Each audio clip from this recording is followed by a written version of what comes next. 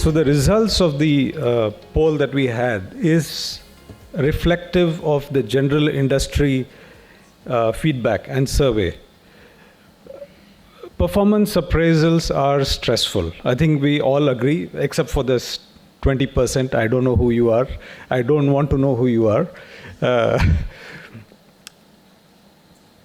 So it's stressful, and performance appraisals do more harm than good.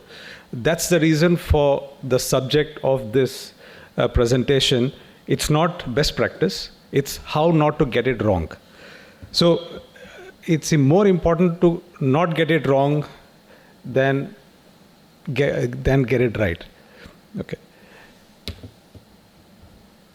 So this is what Dr. Deming had to say about performance appraisals. Deming, as you know, was a very renowned engineer and organizational expert.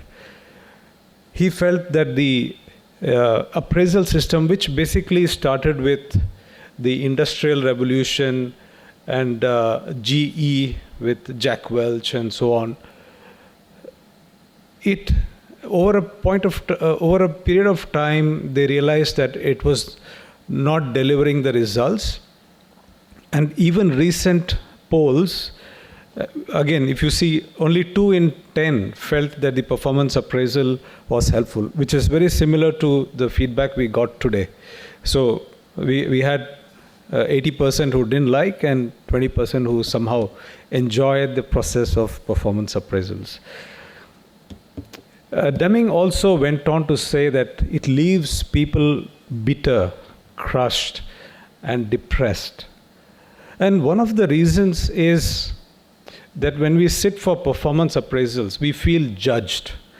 And nobody likes being judged. You know, since childhood we have developed and we have nourished our ego, our sense of self-worth. And then someone comes and tells us that you are a 2 out of a 5. What does that even mean? I mean, why am I a 2 out of a 5? And who are you comparing it with?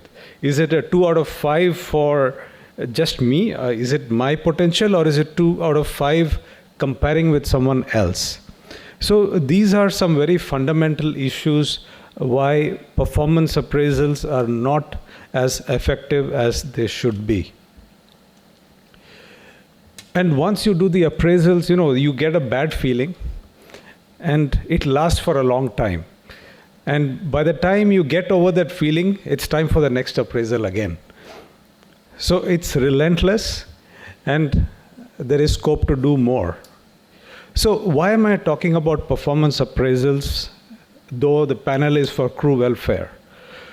This is a slide, courtesy of Mental Health Solutions or One Care, and I've taken permission from Mariana to share this.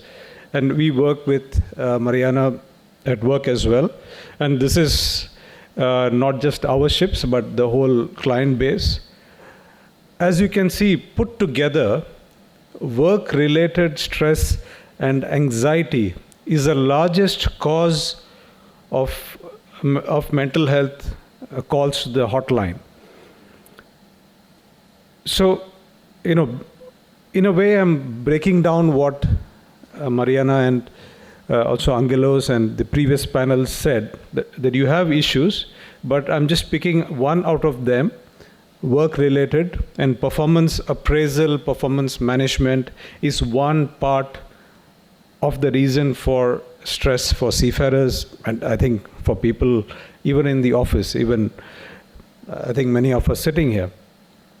And as you can see, that one seafarer has said that he felt performance was a concern, and he also felt that he was not valued by the company. So there is scope for improvement. So I've given you an idea about performance appraisals, and there are some reasons why we get it wrong.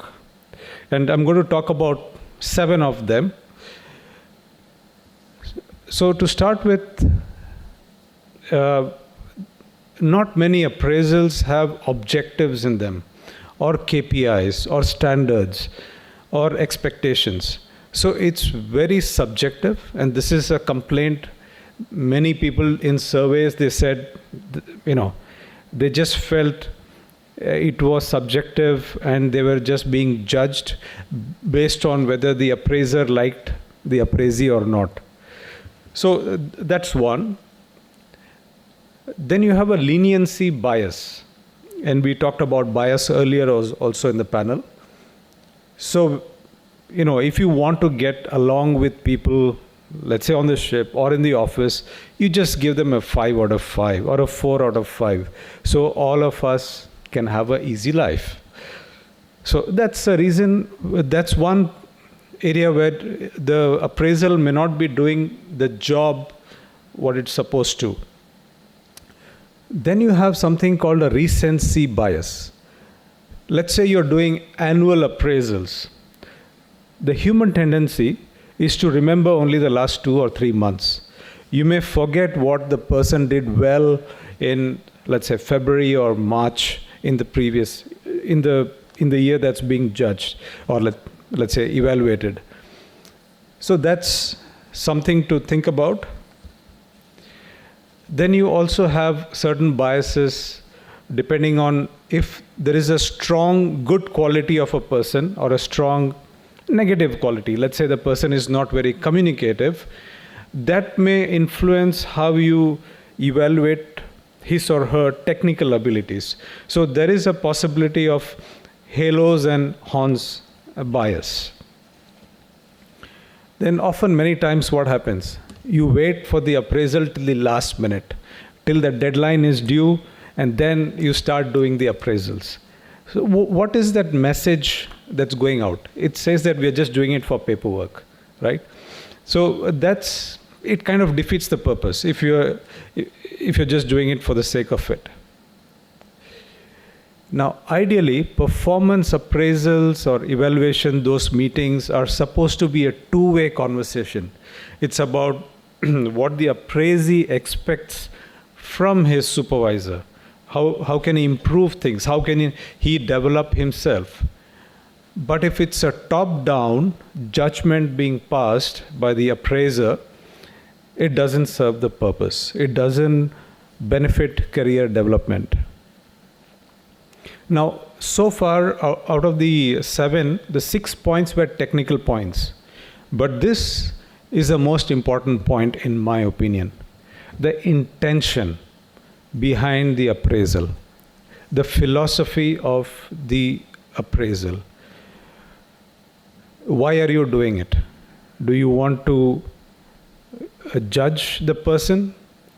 Do you want to use it as an excuse not to increase the salary? Do you want to use it as a political tool? You want to put him down or her down? Why do you want to use it? Do you have trust between the appraiser and the appraisee? Or do you want to use it to help the other person improve themselves? So the intention or the why always matters. Because of this, a lot of companies have asked this question, do we really need it? Or do we need it in the way it is now? So yes, I spoke about a few negative points, how it can go wrong. It induces stress. So people start making calls to the mental health hotline. It's backward looking. It doesn't capture the context in which the person is working. Maybe it's a difficult ship and you still get portrait control deficiencies. But does the appraisal capture that context? Does it help the other person improve? And what are you getting out of it? That's the important question. Anything we do in life, there has to be a benefit. So have we really thought about what benefit we are getting from it? Now, having said that, I do think appraisals are necessary because an organization has objectives, an organization needs to meet certain outcomes, and those outcomes are provided by the people who are in that company, in that business. So, yes, people are part of the system, and any system needs feedback. And therefore, you do need a performance monitoring, evaluation, appraisal, development system. You can call it whatever suits your context. So you do need to have track performance, have accountability. And accountability is very important. So if you have people who are performing well, you need to let them know. If they are lagging behind, they need to be held accountable. So that is part of any system. So you just can't get away with not doing anything. But I also think performance appraisals, the whole process, is about having a platform for conversations, discussing how things can be done better, and for career development. So, today I'm not going to propose specific solutions, but I would like you to, go back this evening or tomorrow and think about it. Why do you want to do performance appraisals? What is the philosophy for your organization?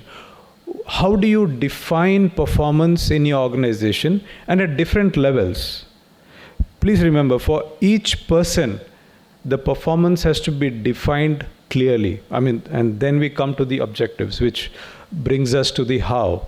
So for each level, whether it's in the office or on the ship, define for each rank what it means to perform well.